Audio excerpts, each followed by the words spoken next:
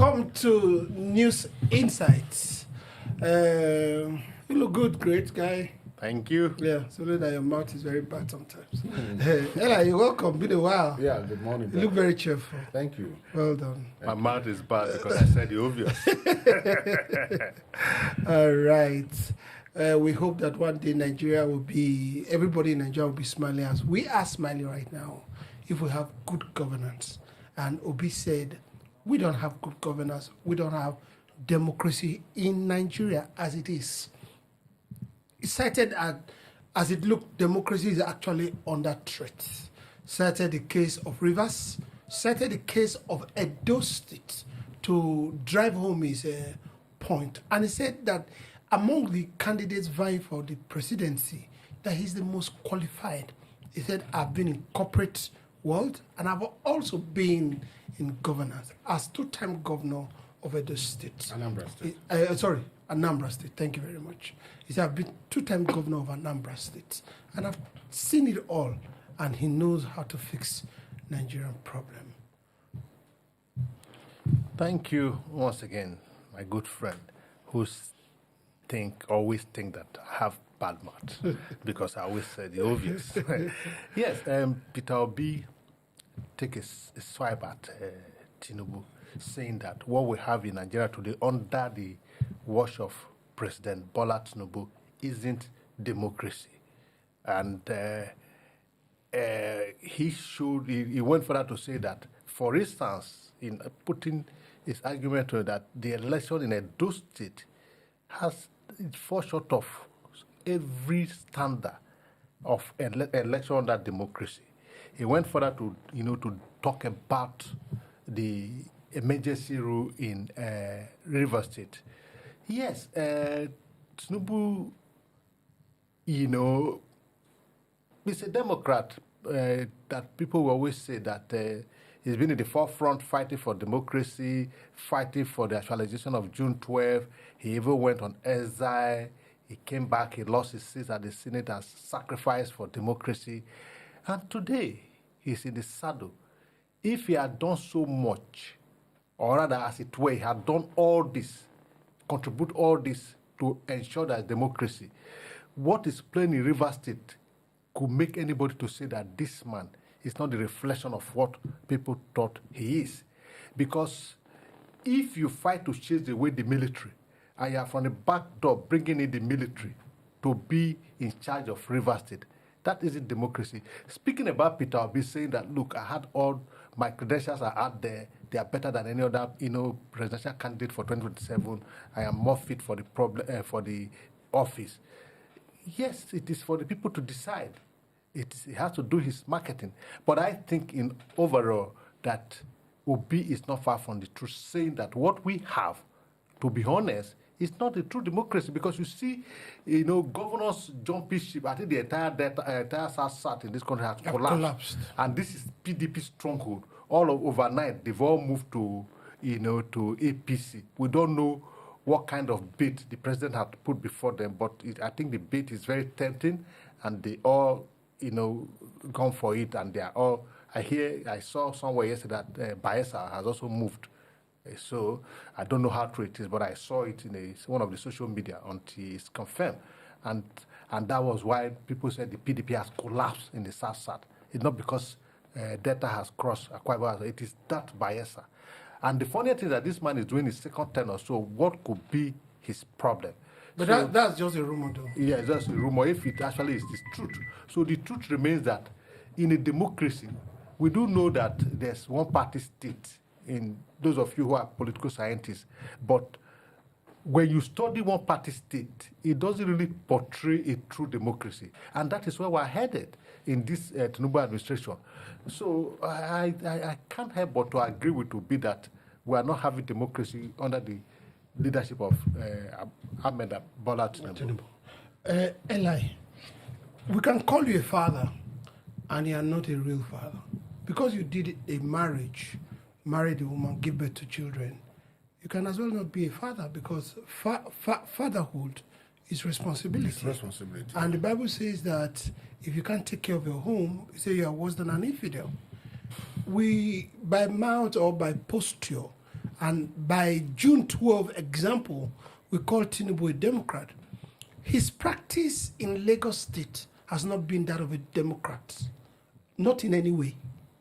From the time he became governor till up till now, Lagos State is now under a one-party state. Lagos State, he calls the shot in Lagos State. That's not democracy.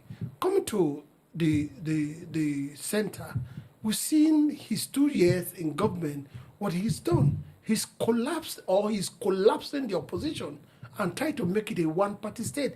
Instead of him concentrating on governance, he's concentrating on politics. I mean, just pure politics. Welcoming everybody, and forgetting the suffering that he's putting the people through. Will you say he's a Democrat? Definitely, with all the explanations you've given so far, it's rather unfortunate. Of course, I also thought the path that Peter Obi just mentioned is not a Democrat. Because I wish he just came from the blues. One would begin to say maybe he's lacking experience. But for a man of his background, who fought the fight along the NADECO members seriously, a man that for a long time have been in this game and understand what democracy is, a man that fought the military, that democracy should be in place because democracy is supposed to be government of the people, for the people, and by the people, eventually now be a former senator, a former governor. With all the track record, I was expecting by now, like Peter Obi just mentioned, I was expecting by now that the election of Edo State should have been a glaring hope for the future of Nigerians, that, okay, fine, party interest, personal interest should be kept aside and let democracy really, be in place. But rather unfortunate, the haste way the issue of River State was also, decided, not by collective, ideas of elected people, but by personal decision, use of power. I won't say abuse of power. Use of power as a sitting president, just waking up and then having a National Assembly that cannot even checkmate the executive under this administration is actually going too terribly bad for the country and for the future of democracy. So, of course, the military we've ever complained, cried about, indirectly, of course, directly what we have in Rivers State today is a military rule, a sole administrator, and then the democracy of the country as well, where we are not even sure of the next election, how it will go, where everybody is now running to APC, like we keep asking, what is the secret? When you contested under a particular party, you won. What is expected is for you to deliver the dividends of democracy, but rather what they are doing is political whatever interest. So our democracy is actually in danger, as it's been pointed out. Okay. Philip, there are distinct structures, or we call them arms, of government in Nigeria. They got the people's mandate, got the people's vote as well. The president got the people's vote.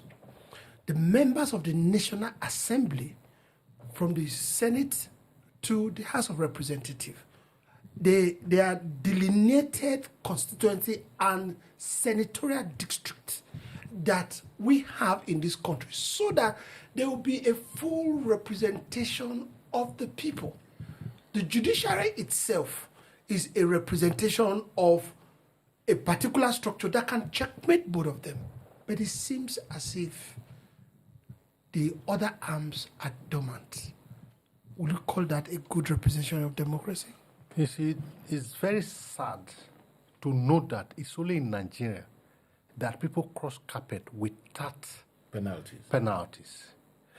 But in the books that we all read, that if you cross carpet for no just cause, you lose your seat at the legislative arm. But in this country, people cross carpet with no just reason, and nothing happens. I read in the paper this morning that Tinubu had gained 12 more lawmakers at the national, both at the Senate and the House of Reps, although I don't have the details. So, like you rightly pointed out, these people were elected on their separate mandate from that of the president. Are they saying to us, Nigeria, that they were hired by the president as soon as you are elected to the House and the House is inaugurated, you become a staff of Mr. President? I'm yet to, to find that in any of the books. What I do know is those in the House, they stand firmly on their own. Like you said, there are three arms of government: the executive, the legislature, and the judiciary. The function of the legislature is to make law for the good governance of the country and to checkmate the activities of the executives by way of oversight functions. The function of the president of the executive is to implement the laws made by the legislature, and the judiciary's sole aim is to interpret the law. And that's why we said that any law made by the legislature is never a law until it is tested in the law court. Whatever decision, whatever interpretation the judiciary gives to it becomes what it is. But it's only in this country that even when the law is so clear, the judiciary will interpret it the other way around, and it becomes the law. So it's only in this country that two-thirds majority can be attained by voiced voting. So you will ask yourself, is this democracy, or this democracy, is it unique to Nigeria? Nigerians. Because it's not even done in other African countries. When a child tried to come up, this is where they started. Like Paul Biya of Cameroon, he's been dead before I was giving birth to, and he's still there. Tinubu is because it's clear. Another one that is springing up is this Senegal, that young man. Yeah. They started that way, that they are very good, they're Democrat and all of that. They have the interest of the people. Watch them. Even Paul Kagame. Watch them, yes, of Rwanda. Rwanda. Watch them. Because in democracy, you can never be the best. You can only do your turn and give room for others. Because there are better people there. Look at how much Obama was, how good he was. But when his time was up, he stepped aside. It's time to go.